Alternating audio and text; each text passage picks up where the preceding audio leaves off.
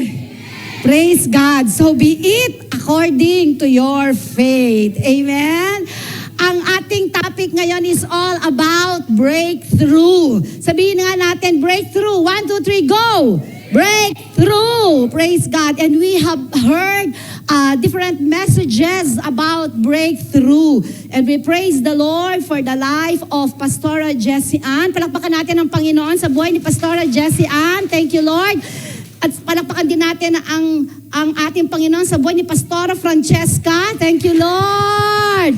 At syempre sa buhay ni Sister Mary Montana, palakpakan natin ang Panginoon. Praise the Lord. God is so good. Amen. Hindi lang tayo binusog ng mga spiritual food, maging ang physical food ay binusog din tayo ng Panginoon. Amen? So hindi pa tapos si Lord. Sabi mo, hindi pa tapos si Lord. May merienda pa yan. Uy, praise the Lord. Okay, so our last topic for today is all about breakthrough in your personal intimacy with God. Okay? Breakthrough in personal intimacy with God. Actually, mga anak, sa pananampalataya, ito ang pinaka-importante sa lahat. Let me say this to you, that God doesn't care. Let me repeat it again, that God doesn't care what you have right now. God doesn't even care to what ministry you are doing right now. God doesn't care kung ano pa man ang mga accomplishments mo sa buhay. Without our personal intimacy with God, without our personal relationship, intimate relationship with God, everything that we are accomplishing, ito ay para lang siyang hamog. Para lang siyang dumaan. Hindi ito nagpapa-impress kay Lord.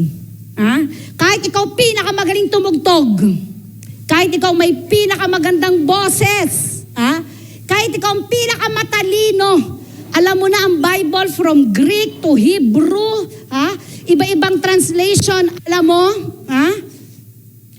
it will not impress God at all without your personal, intimate relationship with the Lord. Can I hear an amen? Ang sabi ng Matthew chapter 22 from verses 37 to 39, Jesus replied, "Love the Lord your God with all your heart and with all your soul and with all your mind. This is the first and the greatest commandment. And the second is like it, love your neighbor as you love yourself." Look at the greatest commandment of God. You shall love the Lord your God. Mamahalin daw natin ang ating Diyos ng buo nating pag-iisip. Ang sabi dyan, ng buo nating puso, ng buo nating kaluluwa. Hallelujah. You know what that means? It means a personal, intimate relationship with God. Yan ang pinaka-importante sa lahat. Ano ang relasyon natin sa Diyos? Tayo, ikaw, ako, tayong lahat. You know what? At the end of the day, we will face God individually. Kahit ang tao mamatay ng sabay ng oras, sabay ng minuto.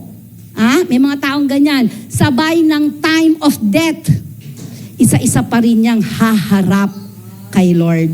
And I want you to have that realization because it will happen 100%. Pag humarap ka na sa ating Diyos, mapapa-thumbs up ba sa'yo si Lord? At mapapasabi ba siyang, "Well done, my good and faithful servant"? You know, that what matters to our God. Ang nais ng Diyos ay ang ating puso na tunay na nagmamahal sa Diyos. Alam mo kasi, pag nagmamahal ka, close ka sa Kanya. Amen ba? Diba? Pag mahal mo ang isang tao, katulad ng kwento ko sa inyo kanina, diba? Dahil mahal ko si Daddy Bishop, ako talaga yung gagawa ng paraan para mapalapit sa kanya. Actually, hanggang ngayon, patay na patay pa rin talaga ako sa asawa ko. Hindi ko alam. Pero talagang pag tinitingnan ko siya, sabi ko, alam mo, mahal, pagwapo talaga siya ng pagwapo. Di ba pag tumatanda yung tao, sabi nila, nag-iiba na itsura. Ako hindi eh. Sabi ko nga, bakit ang gwapo talaga ng asawa ko? Talagang, sabi ko, Lord, you're so good. Di ba pagising ko, hindi lang kasi, siguro ang nagpapagwapo talaga sa asawa ko. Hindi lang yung physical, but yung nasa loob niya. The way he treats me, the way he talks to me. Alam niyo si Daddy Bishop, he's kissing me publicly hanggang ngayon sa noo. Ang hilig niyang humalik sa noo ko. Sabi ko, grabe itong asawa ko, pwede namang sa lips na lang. Lips to lips. Pwede mo naman akong halayin. Diba? Pero siya hindi. Talagang in our intimate moments, Jess, magsisimula yan sa noo. Grabe talaga. Kaya sobrang nai-inlove ako sa kanya. At si Daddy Bishop, ang approach pa niya, unahin niya ako bago ang sarili niya. Bago siya maligo, pag iinit niya muna ako, wala po kasi kaming heater, magkakaroon pa lang, amen? Iinitan niya muna ako ng tubig bago niya initan yung sarili niya. Pagkakain kami, ang lagi niyang sasabihin, kung ano ang gusto mo, orderin mo. Wala siyang pakialam kung ano yung sa kanya, basta gusto niya kung ano yung gusto mo, yun ang orderin mo. Maybe because that's the reason why sa tingin ko, pagwapo siya ng pagwapo. Oo, pa-inlove ako ng pa-inlove sa kanya kasi the way he treats me, the way he showed his love and affection to me. You know, ganun si Lord. Paano mo pinapakita kay Lord na mahal mo siya? Paano mo pinapakita sa Panginoon that you love Him with all your heart, with all your soul, and with all your mind? Yan ang pagbabasihan, yan ang pag-uusapan natin ngayon tungkol sa ating personal, intimate relationship with you. You know what, church? Intimacy is not optional. It is essential. It is the difference between religion and relationship. Between routine and revelation. Between emptiness and empowerment. Alam nyo, ang tao na attend lang every Sunday, every prayer night, without personal, intimate relationship. Yung ba nagtataas lang siya ng kamay kapag ka-worship time sa church? Yung nag-e-amen lang siya kasi nag-e-amen ang lahat. That's not intimacy, that is religion. Pero iba kapag ka ikaw mismo, yung may personal, intimate relationship with God. Yung pagtataas mo ng kamay, yung pagkanta mo, it is just an outpouring or an overflow of your personal relationship with God. Amen? And that is the reason why God will empower you. Why God will promote you. Amen? Why God will give increase in your life, even in your family, and even in your ministry. Amen ba? Without intimacy, we have activity, but no authority. Uy, di ba? Programs, but no presence. Rituals, but no revelation. Ngayon, naggagawa tayo dito, Women's Conference. Diba? Alam nyo, without intimacy with God, this is just another activity that will be forgotten. Baka mamaya lang or bukas nakalimutan nyo na to. Pero alam nyo, pag may intimacy kay Lord, bawat revelation na maririnig mo, kukunin mo, i-receive mo, isusulat mo pa yan. Babalikan mo pa yan. Kaya nga naka-live tayo ngayon. Diba? Kasi meron kang intimate relationship with you, with God, you don't want to miss a thing. Amen? I-receive mo lahat yan. Di ba? Lahat yan na matatanggap mo, isa sa pamuhay mo yan. Can I hear an amen? Even Jesus, our Lord Jesus Christ, the Son of God, you know what? He is God Himself. Can I hear an amen? Diyos siya. Pero you know what? He withdrew often to a lonely place to pray, showing us that intimacy is the lifeblood of power. At makikita natin, paki-flash mo nga, Faith, sa Luke chapter 15, verse 16. Okay? Pag tinignan natin yung Luke chapter 15, verse 16, makikita natin dyan. Ang ating Lord Jesus Christ, He's 100% man and 100% God. But the time that He's in a man state, He's withdrawing Himself. Inilalayo niya yung sarili niya among the crowds, and He always sees to it that He has an intimate relationship with God the Father. Ganyan ang ating Panginoong Jesucristo. Makikita din natin yan sa Matthew 15:21, Mark 3:7. Pero tingnan natin ito sa Luke chapter 15 verse 16.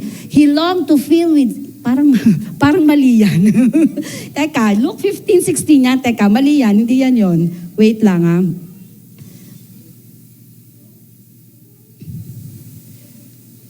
Sabi, bet may pigs dyan. Okay.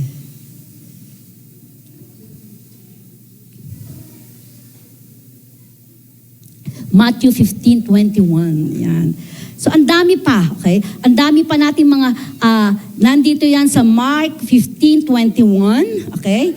Pumupunta yan sa Mark 3:7, Matthew 15:21, Mark 3:7, pumupunta pa yan sa Mark 12:15, ano ba nakalagay dyan? Mark 12:15, andyan pa yan sa Luke 5:16, Luke 5:16 mo nga. Luke 5:16, Faith.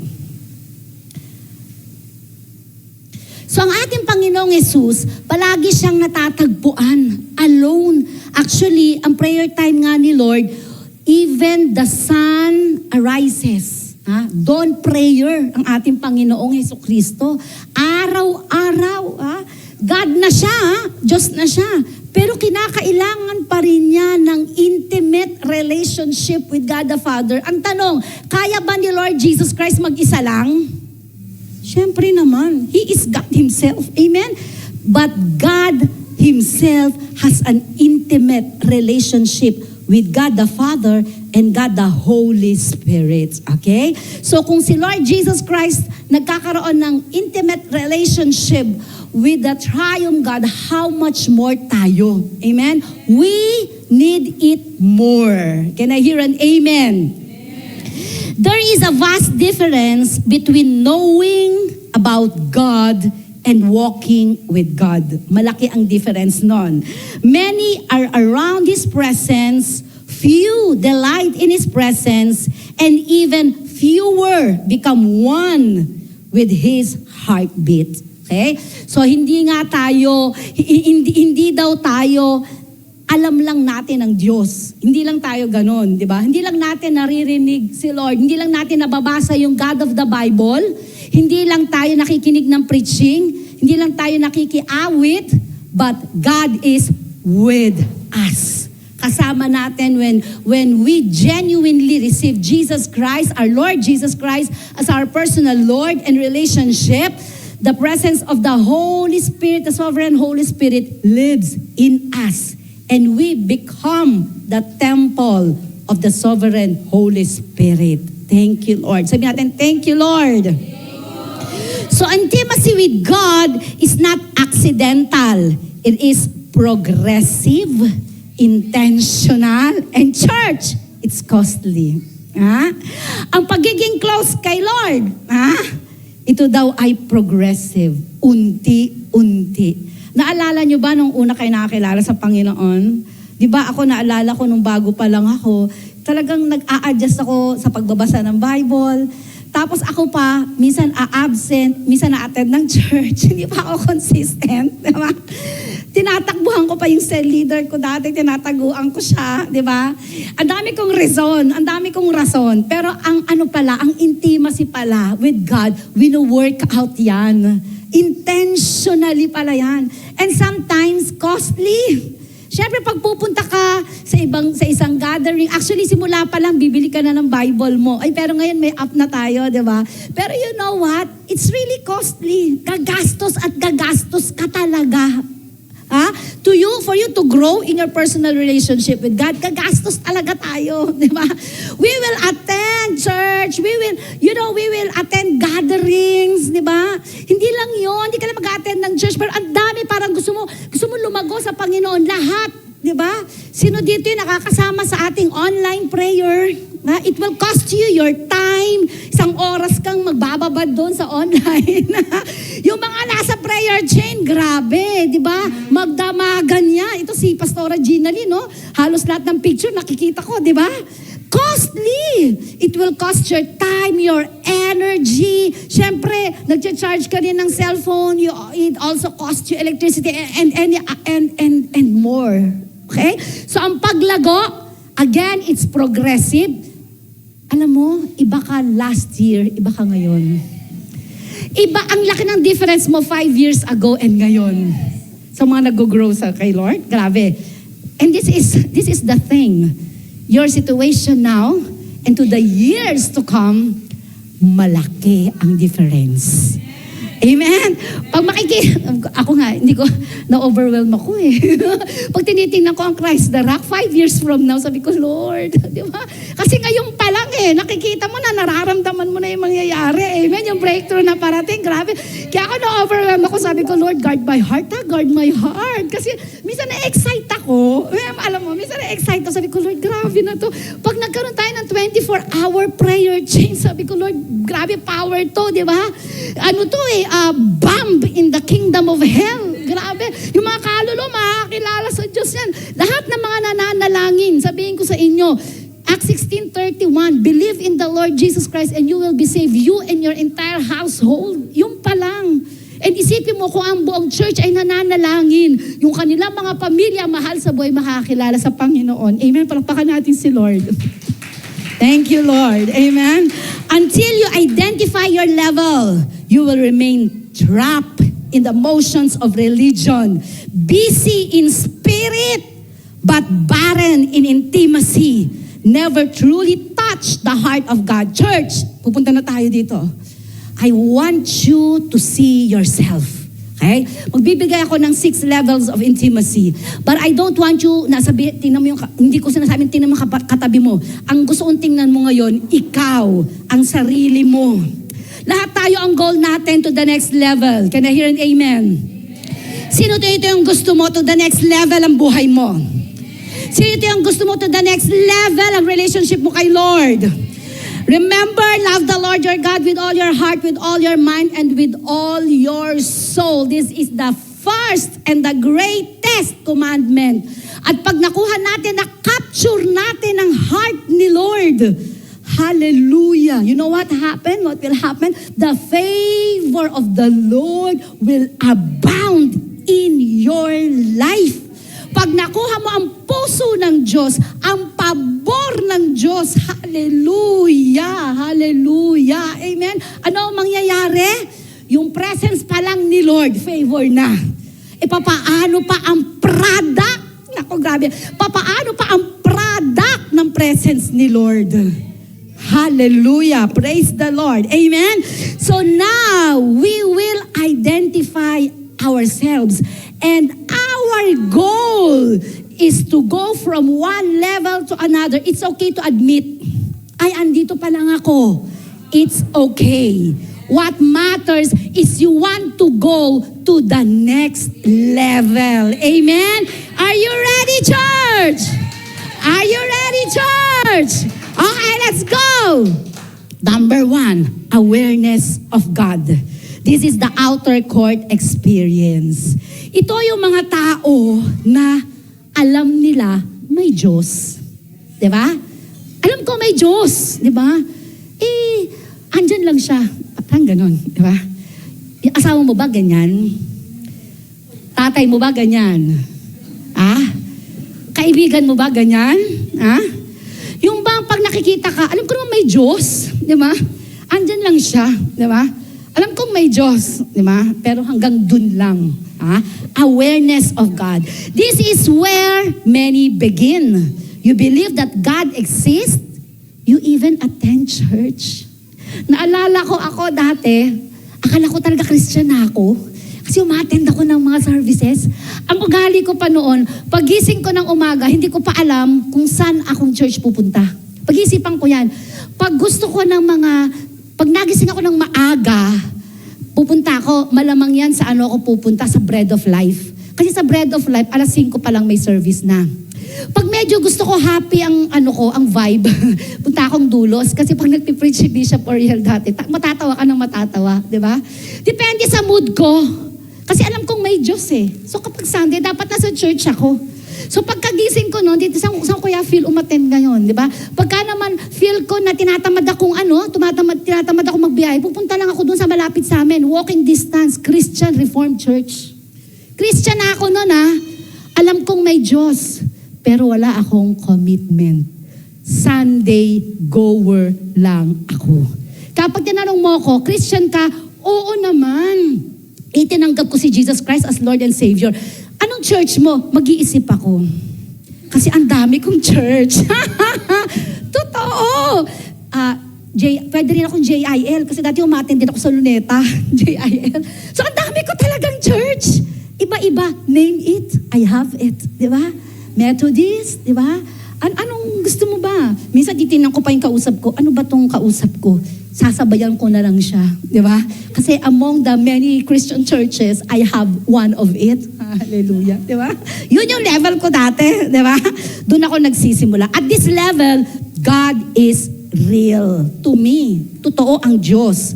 But not yet personal. Okay? Ang danger dito, you can stay here for years. Religious, but unchanged. Maraming Christian yung ganyan, ilang taon na. Church-goer na. Pero nasa level 1 pa rin.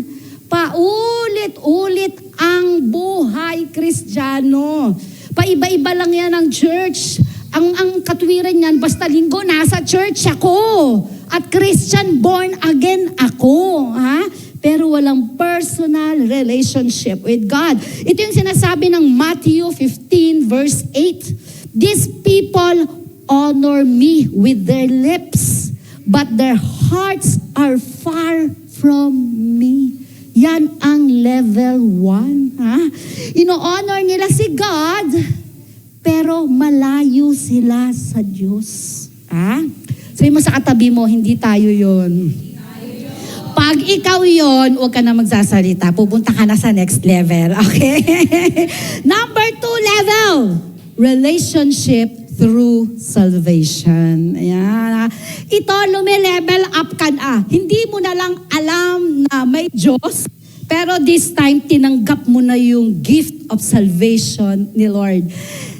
Ako kasi personally, napakadami kong beses na tumanggap kay Jesus Christ. I remember 9 years old pa lang ako, tuwing nagbabakasyon ako sa Bulacan, yung tito kong Metodista, lagi akong sinesheran. At tuwing bakasyon ko, tumatanggap ako kay Lord. Pero pag uwi ko sa bahay, ando na naman ako sa harap ng altar ng mga santo-santo, di ba? Pero ang dami beses ko nang tinanggap si Lord. Until one day, March 31, 1991, bagong kasal, June ako kinasal. June, July, August, September, October, November, December, January, February, March. March 31, 1991. Sabi ng asawa ko, Christian ka ba talaga? Tinanong ako. Siguro sabi, alam ko Kristiyano yung asawa ko, pero ba't ganito ugali nito? Parang hindi Kristiyano. Grabe, may anak na kami. Doon kami sa baba. Sa bahay nila, Mary, doon kami sa may dating fruit juice natin. Doon kami sa dulo. Isang gabi, nakatingin sa akin yung asawa ko sabi ni Daddy Bishop, Christian ka ba talaga? Siguro napansin niya, bakit umaattend to ng church? Pero bakit ganito gali nito? Lumalabas. You will know the fruit. You will know the tree by its fruit. Amen? Napaisip ako, daming beses ko nang tinanggap si Jesus Christ. Tuwing nagpapa-altar call, pumapunta ako, umiiyak-iyak pa nga ako Pero walang change life. You know what, from that time on, Sabi niya, Rika, mag-pray ulit tayo. Alam niyo, nung nag-pray ako, after that night, change began to happen. Doon nakikita ko yung sarili ko, ay, na-enjoy ko na yung devotion, ay, excited na akong mag-church, ay, naiiba na yung ugali ko, di ba? Nasa level 2 na ako, di ba? Oh, by the way, huwag tayong magja-judge ng mga tao sa church. Kasi minsan, ang level mo, hindi pa nila level. Instead of judging them, you have to know them. And after knowing them, you have to help them to go to the next level of their intimacy with God. Okay? This is where intimacy begins spiritually. You are born again. You become a child of God, and heaven knows your name. Praise the Lord. Amen? But hear this, relationship is not intimacy. A child can live in the same house with a father and still far from his heart. Okay? So pwedeng sa level na to, tinanggap mo na yung gifts of salvation, nakikita na rin yung fruit sa'yo, pero hindi ka pa rin talaga ganun ka-intimate kay Lord. Hindi mo pa rin lifestyle ang prayer. Minsan, nagpe-pray ka, minsan, bago kumain, naaalala mo mag-pray, but not consistently. But not a way of life yet. Ito ang level 2. Okay? Alam niyo ang danger dito? Many stop here, mistaking salvation for closeness. Ito yung danger. Ito yung danger. Ang reality, salvation is the door, not a destination. Akala ng iba, yun na yung destination niya, maging born again Christian. Come on, no! It's just a door. It's just the beginning of your journey. It's just the beginning of a deeper, intimate relationship with God. It is the beginning of your ministry. Are you with me, church? Kasi pag genuine yung salvation, ando na yung hunger to serve. Pero alam nyo, ang tao na hindi pa talaga genuinely na nakakilala sa Panginoon, ang hirap i-invite, ang hirap i-follow up. Wala pang relationship. Pipilitin mo pa. Kaya sabi ng John 1:12, yet to all who receive Him, to those who believe in His name, He gave the right to become children of God. Okay? So kung andito ka na ngayon sa level 2, congratulations. Amen? Your name is now written in the Lamb Book of Life. Congratulations. But you have to go to the next level. Level 3, fellowship of His presence. You pray, you worship, you sense His nearness. Listen, you enjoy moments with Him. God is no longer distant. He becomes experiential. Dito sa level 3 natin, yung fellowship of the presence, you are now enjoying. Sino dito yung nag-e-enjoy ka na sa presence ni Lord? Yung nagmi-ministry ka, pero grabe, ang sarap kumanta. Si Rev ganyan. Ang sarap kumanta. Kahit mag-practice ako, okay lang. Di ba? Ay, ang sarap sa church. Di ba? I love the presence. I love being here. Yan ang level 3. Yan ang level 3. But there is a danger. Loving the feeling of God more than the God of the feeling. Alam niyo, may mga tao sa church na ganyan. Sarado na ang church, magsiuwi na kayo. Di ba? Pero ayaw pa rin magsiuwi. Di ba? Alam niyo, sa atin sa Maine, pagkatapos niya ng, ganito po kasi yung sistema sa Maine, sa umaga pa lang, yung mga ministers na uuna yung mga yan. Pagkadating nila dyan, nagkakapihan na yung mga yan, nagpapandisalan. Tapos yan ay mag-worship na. Pagdating ng tanghalian, magtatanghalian. Pagtapos niyan, may covenant group, yung iba may meeting.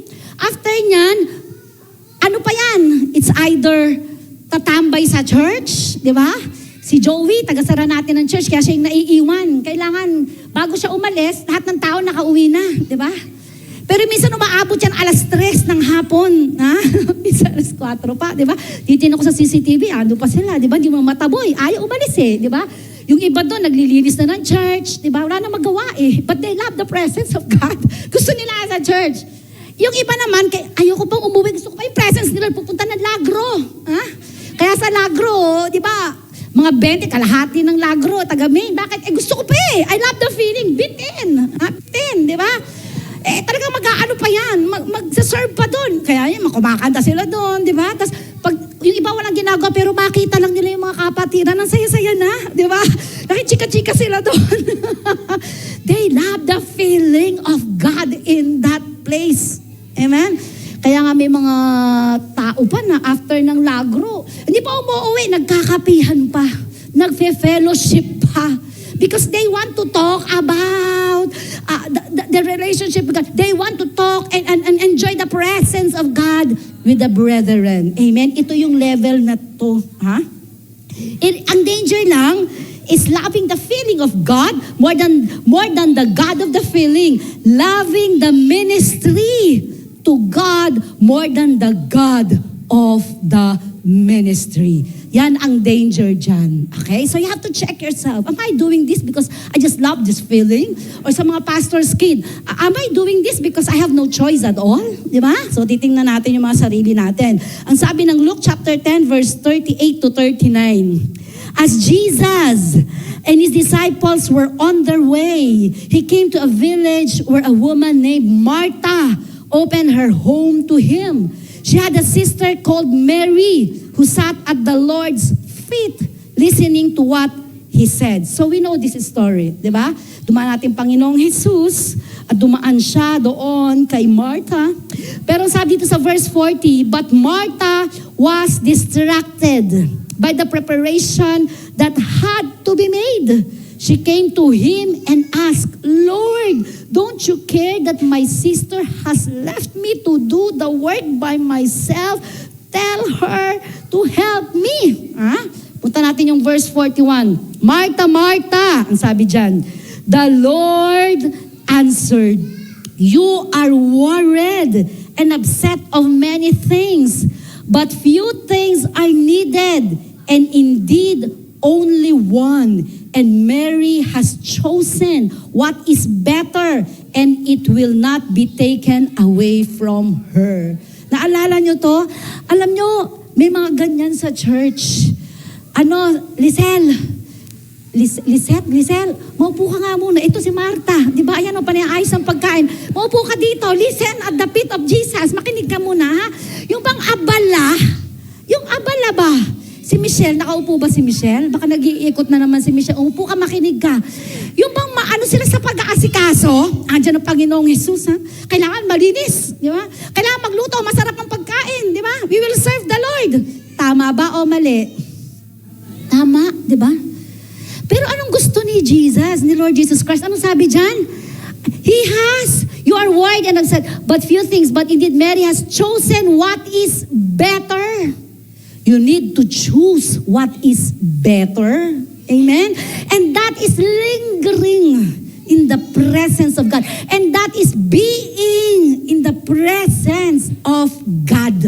Maraming worries of life. Pag yan ang finokus mo, hindi ka mauubusan yan. Amen? And it's not bad. But there is a time for everything. There is a time for everything. When the presence of God is in that place, in that time of the hour, you have to choose what is better. And that is listening at the feet of our Lord Jesus Christ. Are you with me, church? Palakpakan natin Panginoon. Nasa level 3 ka na, kung ikaw yon. Ngayon pupunta tayo sa level 4. I want you to fasten your seatbelt. Okay? Dito na tayo sa level 4. Okay? Fasten your seatbelt. Are you with me, church? Okay? Dito, ayokong may maiiwan. Okay? So lahat ng present dito ngayon, kahit ng mga nasa online natin, you have to hear this word of the Lord. Are you with me, church? Level 4, pupunta tayo sa level 4. And that is to walk in obedience. The walk of obedience. Here, intimacy becomes costly. You no longer just seek the presence of God, but you now obey His instructions. Iba kasi ang nakikinig ka lang, iba ang sumusunod ka na. To the next level to. Iba yung nandiyan ka lang, nakaupo ka, present ka every Sunday. Iba yung may ginagawa ka na para kay Lord. Nag-o-obey ka na. You obey His voice, listen, even when it hurts. Even when it costs reputation, comfort, or relationship. Are you with me? Itong sinasabi dito, andito kami noong mga time na nagkakaanak kami. Andito kami sa level na to. You know, we obey even if it hurts. Kahit masaktan kami, we will obey. Even mag-sacrifice kami, we will obey. Kahit walang pera, susunod pa rin. Kahit may sakit, susunod pa rin. Are you with me, church? Amen? Ito yung level na to. Yung bang you will obey. You obey His voice even when it hurts. Hallelujah. Amen? And this is costly. This is the walk of obedience. Ibang level tong level 4 na to. Minsan, madaling sumunod pag gusto mo yung pinapagawa. Tama ba? Tama ba? Diba? Pero, pag hindi mo na gusto yung pinapagawa sa'yo ni Lord, doon ka magsisimulang makipagtalo. Doon ka magsisimulang, wait, Lord, Kunin mo na ang lahat sa akin, wag lang ang boyfriend ko. Kunin mo na ang lahat sa akin, Lord, wag lang ang anak ko. Kunin mo na ang lahat sa akin, Lord, pero wag lang to, wag lang yung pera ko, Lord. Dito, iba.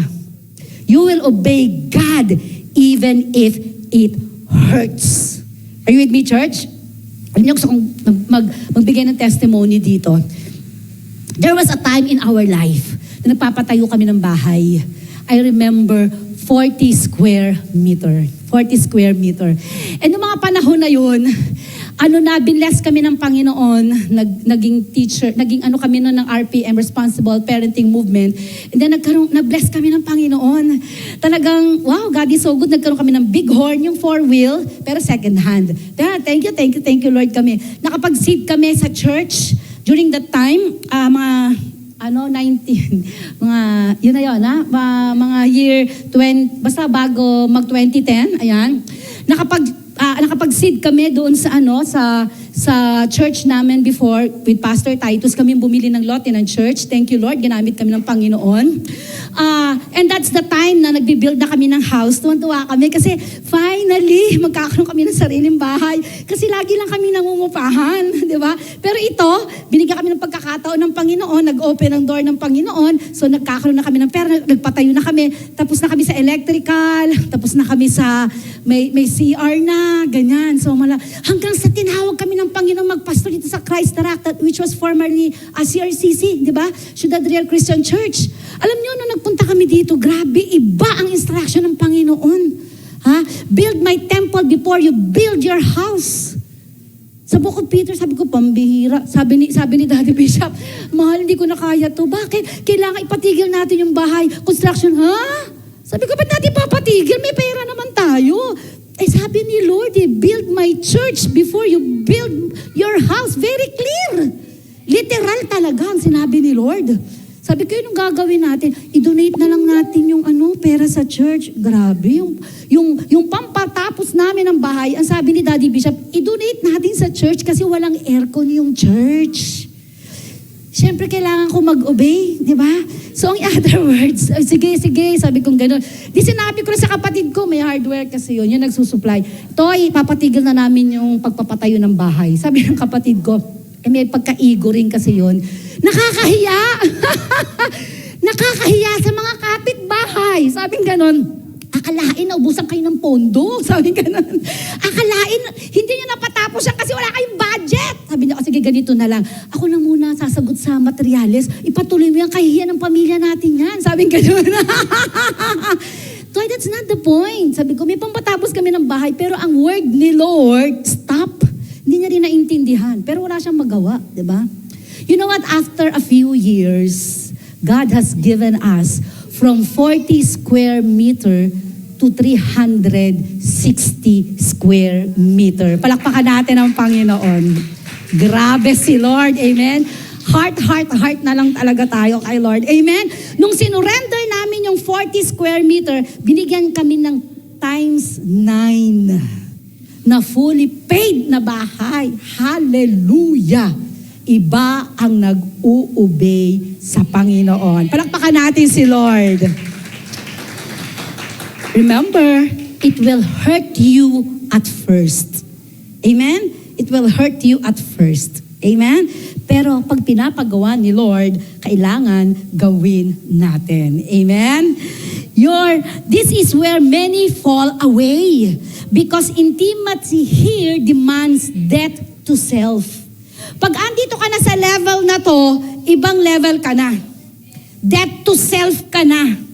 It's not about your ambition anymore, but it's all about the ambition of God in your life. It's not about your priority in the first place, but it's all about God's priority in your life. Mapupunta ka na sa Matthew 6:33. Seek ye first the kingdom of God and His righteousness, and all of these things shall be added unto you. Anchor, if you love me, you will keep my commandments. That's the word of God. Amen? Amen? If you love me, keep my commandments. You know what? Intimacy with God deepens. Pag nandun na tayo sa sacrificial, nandun na tayo sa punto ng buhay natin, we can now sacrifice for the Lord. Ang sabi ng John 14:23, anyone who loves me will obey my teaching. My Father will love them, and we will come to them and make our home with them.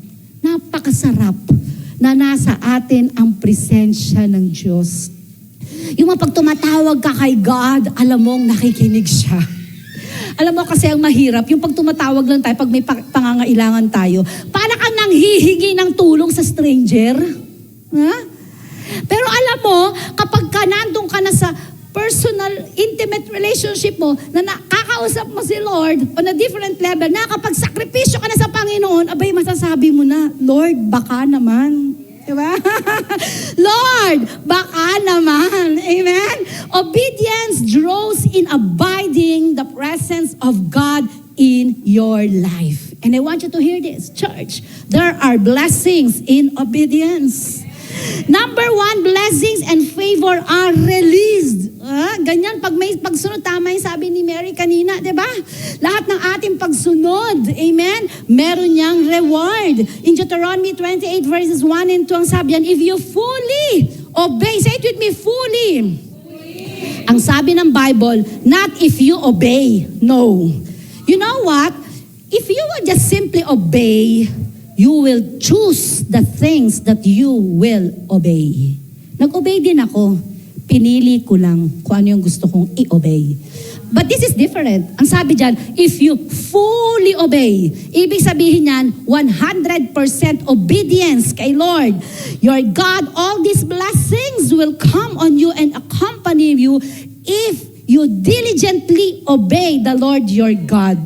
At pag binasa nyo yung mga succeeding verses dyan, ma-overwhelm kayo sa blessings of obedience. It unlocks the covenant of blessings. Obedience unlocks the covenant of blessings. Number 2, reward of obedience, there will be answered prayers. Amen? Sabi ng 1 John 3:22, we receive from Him anything we ask because we keep His commands and do what pleases Him. Paano tayo nakaka-receive ng answered prayers? Anong sabi dyan? We keep His command and do what pleases Him. Amen? Ako po ay may 5 apo. At meron ako isang apo, ang pangalan ay Noah Shalom Montaño. Shout out kay Noah. Pag dumarating kami ng bahay, siya ang nagbubukas ng gate.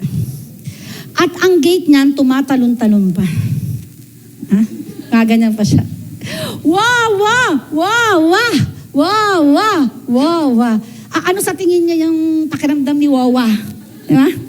Grabe, mahal na mahal ako ng apo ko. Pagkarating, can I have your cellphone? Ano sa tingin niyo? Wawa, you have pasalubong? Ano sa tingin niyo? Di ba? Di syempre ako, meron akong pasalubong. Can I play games? Okay, 5 minutes only. Laging may favor. Bakit? He captured my heart eh. Yung bang aayusin pa yung buhok ko. Wawa, I love you. Di ba? Hahalikan pa ako. Ano pagka... Di ba? Talagang mabibilhan mo ng drawing book. Di ba? Talagang mabibilhan mo ng ice cream. Di ba? Ako lang to. Paano pa si Lord? Ako'y napakalimitado kong tao. Pero si Lord, unlimited. Kilitiin nyo lang yung puso ni Lord. Gawin niyo yung gusto niya. Mahalin mo ang Diyos ng buong puso, buong isipan, ng buong kaluluwa. And you will receive and unlock the favor of God in your life. Palakpakan natin ang Panginoon. Warning, we cannot mock God.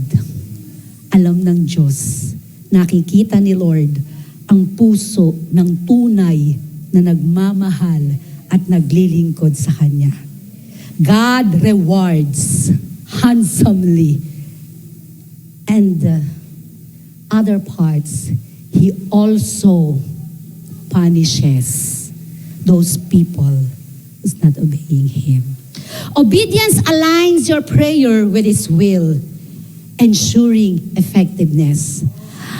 Alam nyo, ang answer ni Lord sa prayer natin, minsan hindi nga yung pinagpe-pray natin. Minsan, tatahimik na lang tayo. Ask that, Lord, bakit hindi mo sinasagot yung prayer ko? Alam niyo, at the end of the day, masasabi niyo na lang, Lord, buti hindi mo sinagot yung prayer ko. Di ba? Ako marami akong prayer kay Lord na ngayon, masasabi ko, buti na lang hindi sinagot ni Lord yung prayer ko na yun. We just simply have to trust God because He knows what's best for us. Amen? Palakpakan natin si Lord. Thank you, Lord.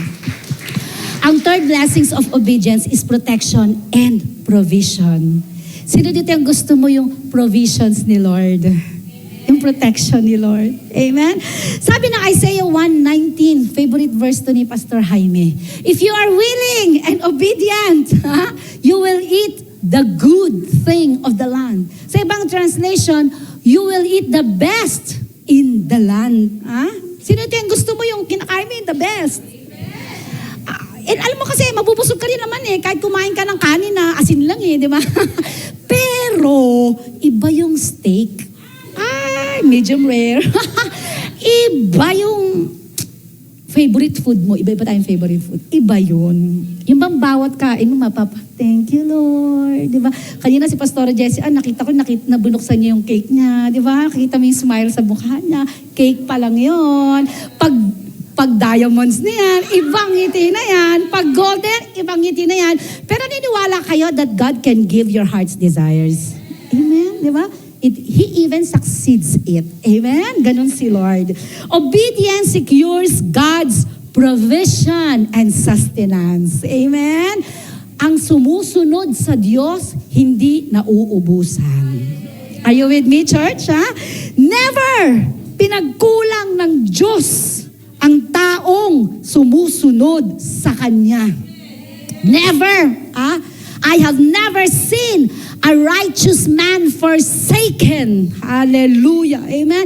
Lahat ng tao na sumusunod sa Diyos, sumusunod din ang pagpapala ng Diyos sa tao na yon. Bumubukas ang langit. Bumubukas. May pagkakataon nga sa buhay namin ni Daddy Bishop, wala na kaming bigas na isasaing. Eh during that time, full-timer yung asawa ko, pastor, youth pastor. Wala na kami sasaing. Wala na talaga. Sabi ko, Lord, paano naman itong mga anak mo? Mga anak ko, ano itong mga to? Biglang may tumawag, Eat Bulaga. Eat Bulaga.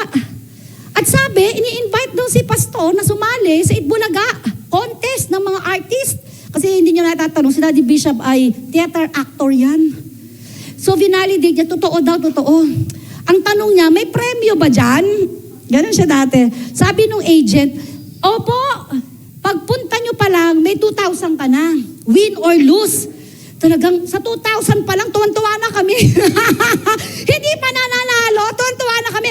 Because during those time, ang piso mahalaga sa akin. During those time, talaga, ang piso hinahanap ko sa gilid-gilid yan. Alam nyo, sabi ko, sige na, go na papa. Kahit na hindi ka manalo 2,000, okay na yan. Pumunta siya sa Itbulaga, sumali siya, di ba? Ang problema, ang contest, name that tune. Pastor, walang alam sa kanta. Ang alam niya, puro worship song. Paano siya mananalo? Sabi ko, naku, wala na. Di ba, may 2,000 naman, pwede na yan. Eh, biglang punta sa box, pagpunta niya sa box, biglang tumunog, ting-ting, pasok ka na. Tumunog yung box niya.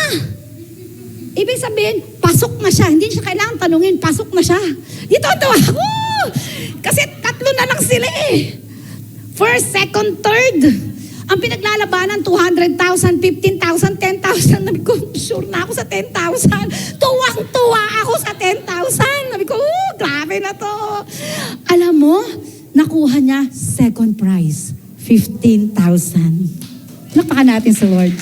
Sabi ko, sayang, sana yung first, walang contentment ang tao, di ba? Sayang, sana yung first. Sabi ko gano'n, from nothing to nga to 15,000 nang hinayang pa. Pero narinig kasi ni Daddy Bishop, yung nanalo ng first, nasa hospital yung mother niya. At kailangan daw niya talaga yung 200,000 para sa hospitalization ng mother niya. Kaya tuwan-tuwa kami doon. Ganun magpala ang Panginoon. Di ba? Out of nowhere, bibigyang i-open ni Lord yung heaven sa'yo. May time nga wala. Ang dami kasi time sa buhay namin na wala kaming pera eh. Meron pa isang time na wala. Sabi ko, Lord, paano na to, Lord? Lagi akong ganun, para akong bata na nanghihingi sa Diyos. Ganun ako palagi, Lord, paano na to? Wala na naman, Lord. Ubus na naman. Sabi ko, bahala na, di ba? Siyempre, lumabas ako. Alam mo, pag lumalabas kasi ako, talagang hindi ko alam. Siguro sa sobrang ka-desperate ko sa pera, yung naglalakad ako, naranasan yun tumitingin ka sa paligid, baka may pisong nalaglag. Ganun talaga. Natutuwa ako kasi nakakakita ako. Kasi nung araw, ang piso malaki. Di ba ngayon maliit ang piso? Nung araw, malaki ang piso. Malapad. Kaya pag nakita mo piso, hindi ko alam. Grace ni Lord, nakakakita ako ng piso. Kaya lumabas ako, naghanap ako ng piso, para akong luka-luka. Di ba? Naghahanap talaga ako ng piso. Ang goal ko lang, makakuha ako ng 15 pesos kasi that time, 15 pesos ang bigas. Bigla ako nakasalubong yung classmate ko. Out of nowhere, Edna Balgos. Sabi niya, classmate! Uy, classmate. Sabi niya, kailangan kita. Kailangan mo ko. Bakit? Sabi niya, kasi alam mo, madaldal ako eh. Sabi niya, kailangan kita. Sabi ko, namatay yung kapatid ko. Sabi niya, ako ang pinag-manage ng pharmaceutical niya. Kailangan ko na magmamarket ng mga gamot. Sabi ko, kailangan ko ng pera. Sige, kahit hindi ko alam yung ganyan, gagawin ko yan. Alam niyo, doon nag-start, nagkaroon kami ng butika ng barangay. Wala akong alam sa distribution ng gamot. Wala rin akong alam sa marketing. Wala akong alam sa gamot. Pero binuksan ni Lord ang door of opportunity na nagkaroon kami ng butika ng barangay. At doon nagsimula, nag-open si Lord, nagkaroon kami ng wholesale, ng mga, yung tindahan na wholesale. At nag-open si Lord again, nagkaroon kami ng computer shop. Umabot pa ng 22 units yung computers namin. Grabe ang Panginoon. Palakpakan natin si Lord. Nung time na yon, para ako namumulot ng pera. Kasi ang computer shop, kumikita yan ng 182 plus a day. Computer shop pa lang yun. Meron na ako ditong butika ng barangay. May wholesaler pa ako. Ang dami kong pera. Kung ba ito? Ang daming pera. Kasi araw-araw may benta di ba? Ang dami kong pera. Bigla kaming tinawag ni Lord, mag full time ka. Dinala kami sa Christ the Rock. Ang bihira, lumilevel up pa lang eh.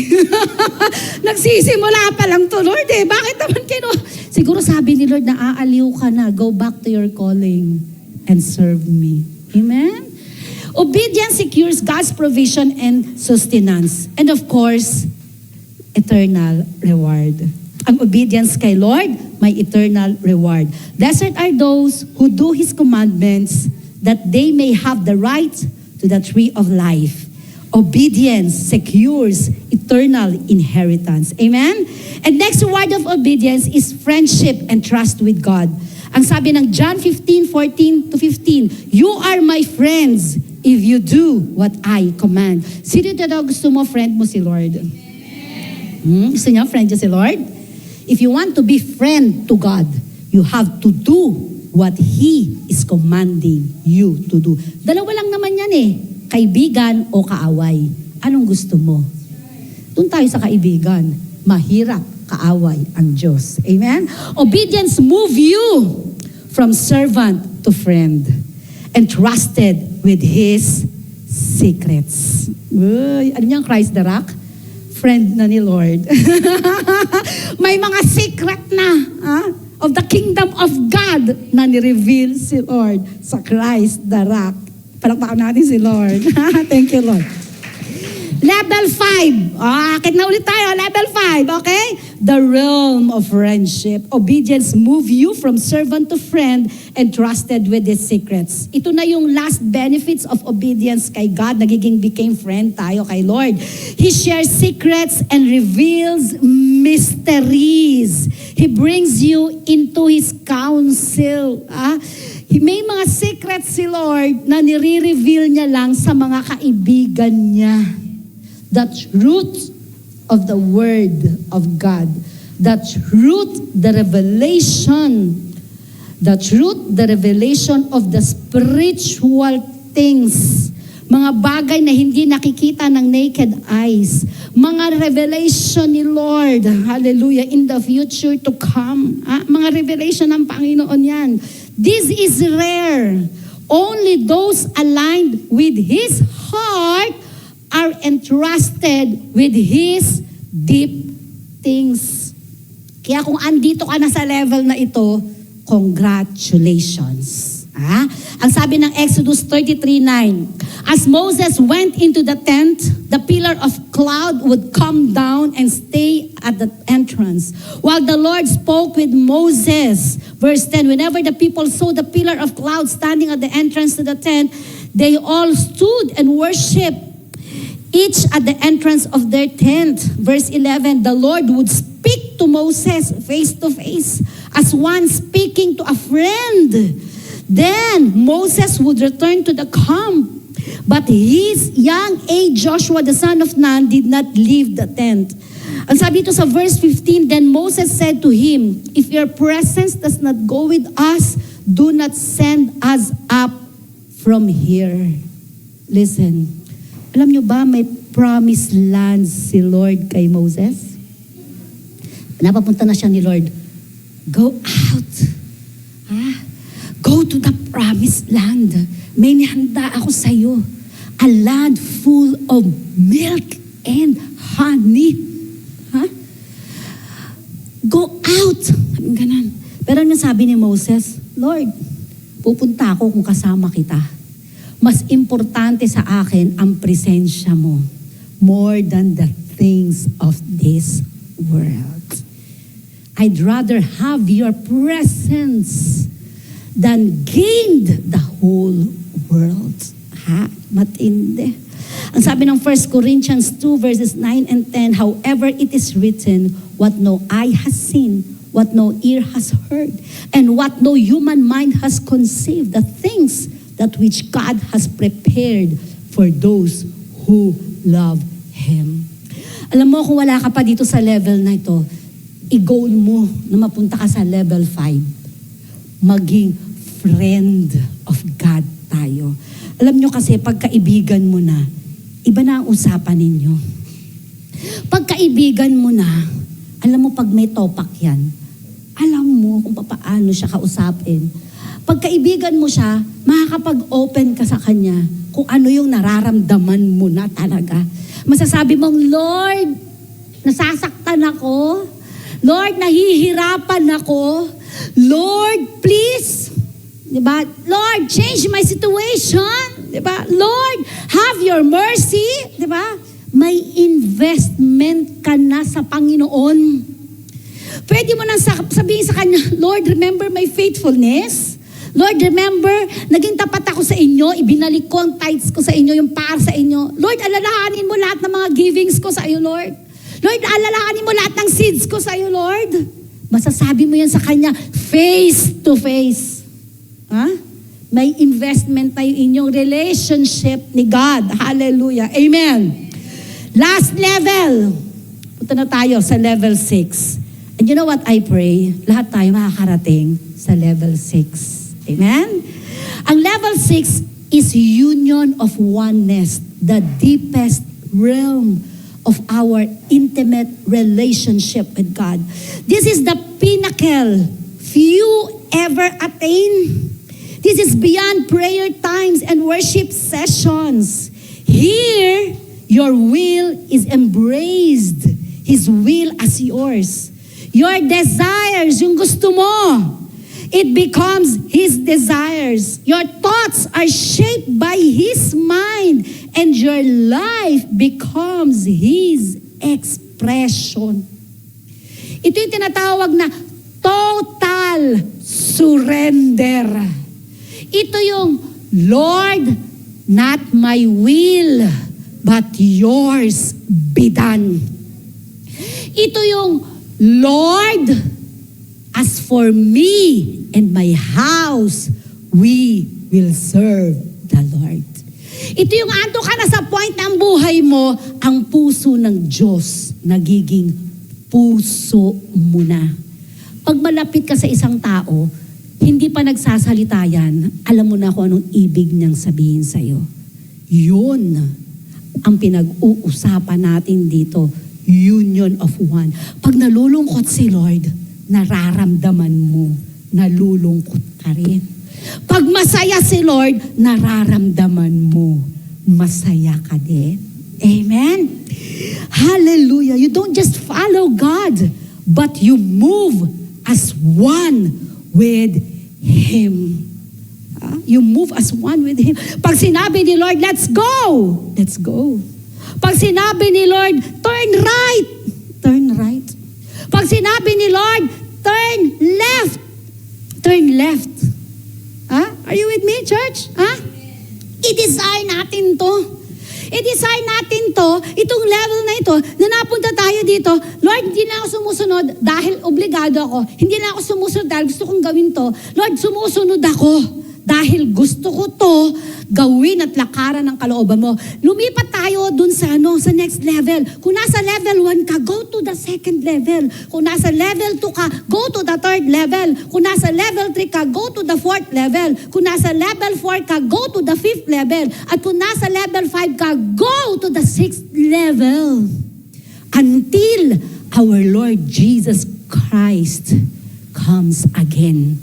Or even until God take us to our final home in heaven.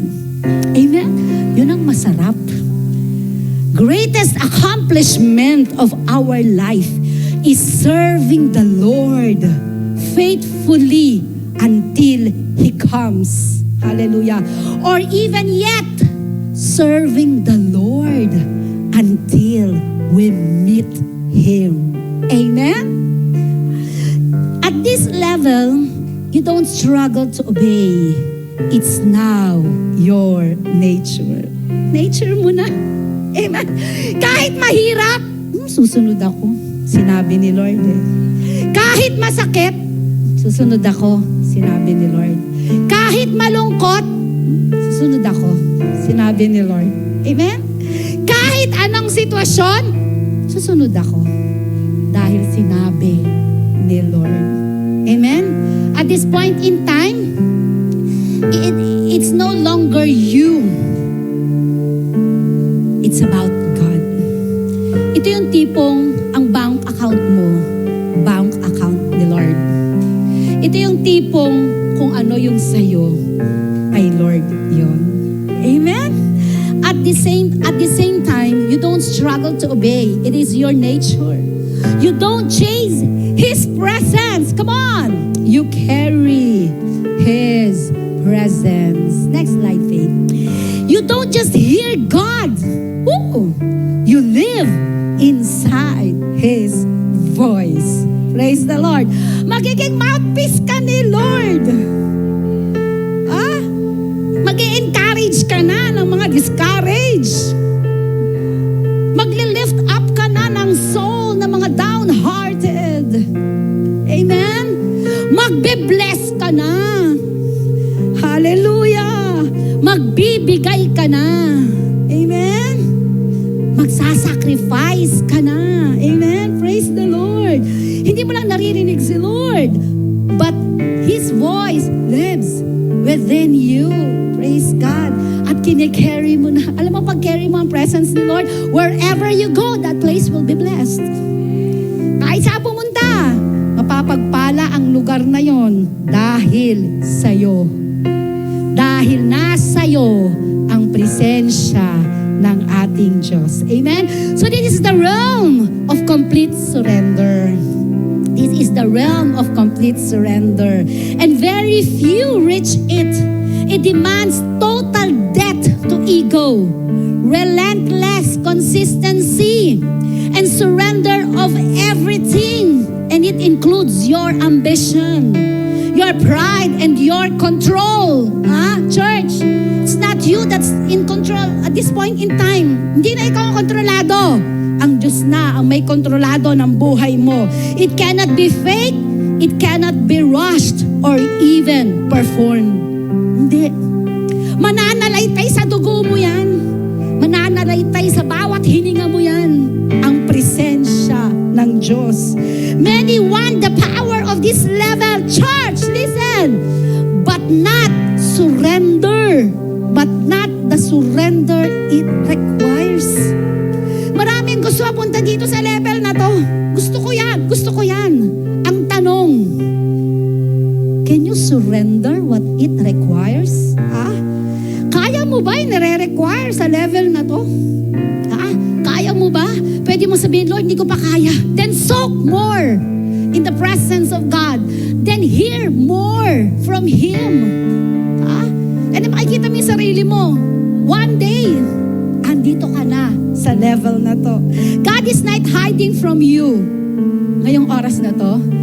But He is inviting you deeper. Every level is open, church. But each level has a price. Narinig niyo po ba ako? May price ang bawat level. The tragedy is not that God is far.